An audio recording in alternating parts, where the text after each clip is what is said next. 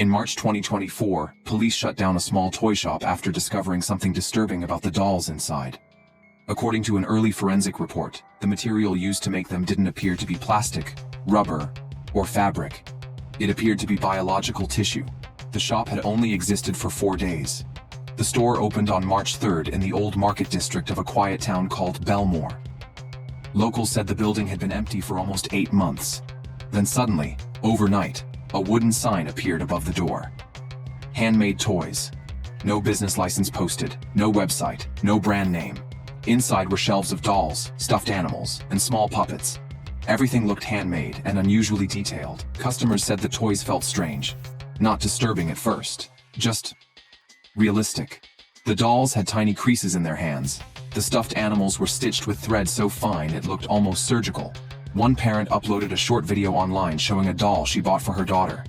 When the camera zoomed in on the doll's hand, people noticed something unusual. The fingers had natural skin lines.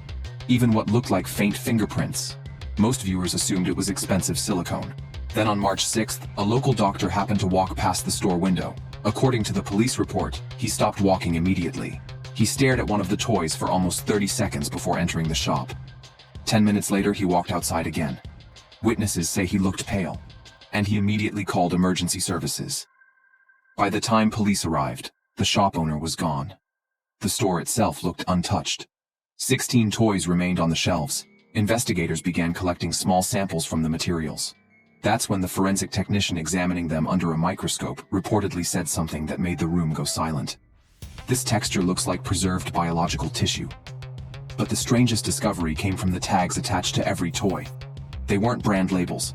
Each tag had a handwritten date. February 25th. February 27th. March burned. And investigators noticed something else. The earliest date was only 3 weeks old, meaning every toy in that store had been made very recently. But police found one more detail that didn't make sense. Inside one of the stuffed animals was a tiny metal tag with a number engraved on it. Number 17, but investigators had only recovered 16 toys. So here's the question that people online started asking. If 16 toys were in the store, where did number 17 go? A few days ago I talked about the Belmore toy shop that was shut down after investigators suspected the toys might contain preserved biological tissue. What happened during the forensic testing made the case even stranger. On March 7th, technicians began scanning the toys with laboratory imaging equipment. Most of the materials appeared synthetic, but inside one stuffed rabbit, investigators detected something unusual. A faint heat signature. At first they assumed it was leftover warmth from handling, but the toy had been sitting untouched on a metal table for over an hour, yet parts of it were still showing temperatures close to human body heat. That's when technicians carefully opened a seam along the back stitching. Inside they found a small metal tag, engraved with a number. Number 17, but the store inventory listed only 16 toys, which suggested something had already been removed from the collection. Then someone online noticed something disturbing about the date tags attached to each toy. They began comparing the dates with recent missing persons reports from nearby counties. 3 of them were uncomfortably close. A college student who vanished February 26th. A woman last seen at a bus station February 28th. A delivery driver who never returned from a late shift March 2nd. The dates on the toys matched the days immediately after those disappearances. Police wouldn't confirm any connection, but they did release one piece of security footage. The camera belonged to a bakery across the street from the toy shop. The timestamp read 2:14 a.m., the night before the store opened. The video showed the shop owner unloading several small boxes from a van, each one about the size of a shoebox. He carried them carefully, extremely carefully, almost like whatever was inside could be damaged. Investigators counted the boxes. There were 16, which raised another question.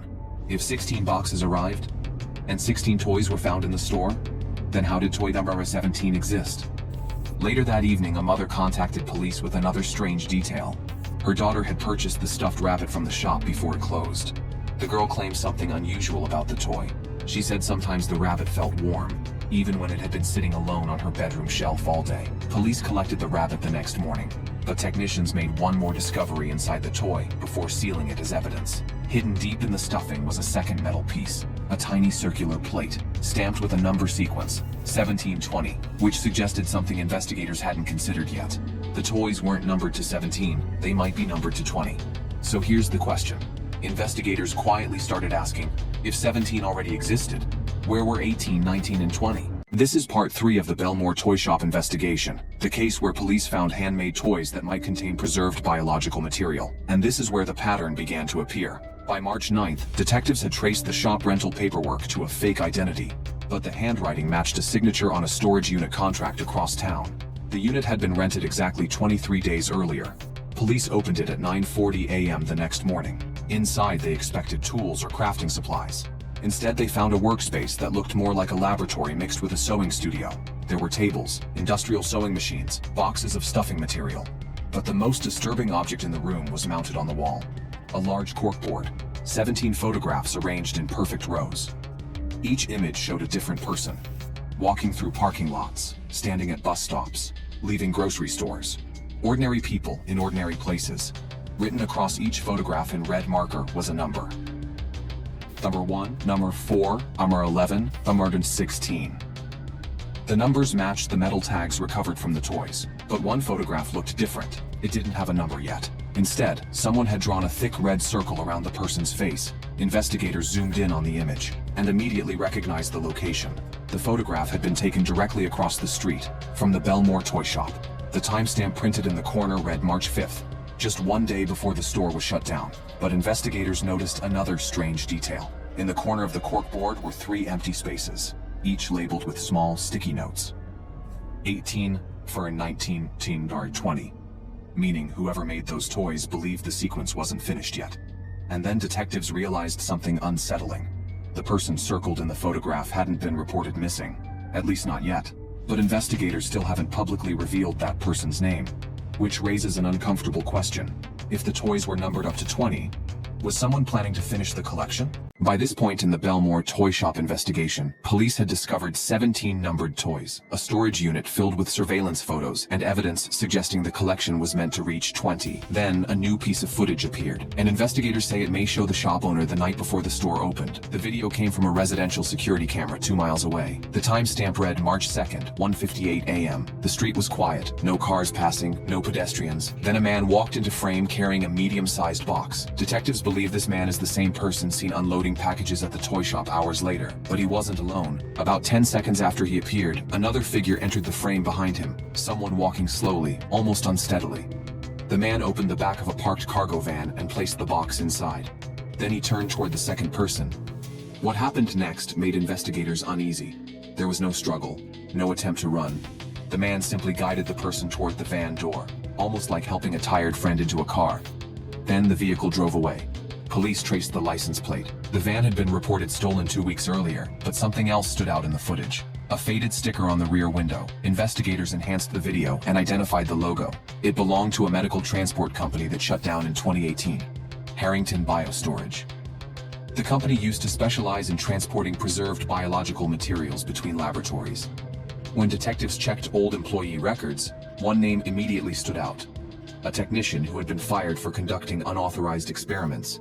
According to internal reports, he had been researching unusual tissue preservation methods, not for medical use, but for what he described as long-term crafting. When investigators checked his last known address, they discovered something disturbing. The man had been living in Belmore for almost 6 months, under a completely different name.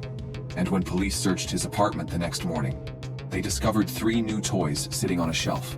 Each one had a metal tag. 18, 19, 20. So here's the question investigators never answered publicly. If those toys were already finished, who were they made for?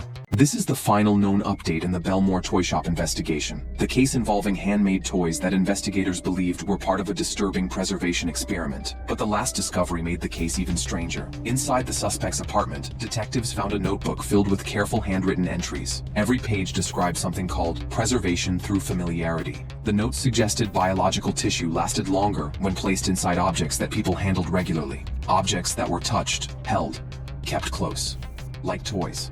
According to the entries, heat, movement, and repeated contact helped maintain the material longer than traditional storage methods, which meant the toys weren't just objects, they were part of an experiment. But the final page of the notebook contained a sentence investigators still won't explain. It read, "Subjects remain viable longer when returned near their original location." Below the sentence was a list of addresses. Most belonged to people connected to the missing persons reports investigators had already reviewed, but one address stood out. It belonged to the house where the stuffed rabbit labeled 017 had originally been found. Police returned to the home immediately, but when they asked the girl's mother to bring the toy from her bedroom shelf, she hesitated, because she had already checked earlier that morning. The rabbit wasn't there anymore. At first they assumed the girl had moved it, but when officers asked where the toy was, she looked confused. She said she hadn't touched it. Then she added one more detail investigators quietly wrote into the case file. She said sometime during the night she heard something fall off the shelf. When she woke up for a moment, she thought she saw the rabbit sitting on the floor, facing the bedroom door. Police never explained what happened to toy 017 after that, but people who follow the case online still argue about one question. If the toys were just part of an experiment, why did that one move?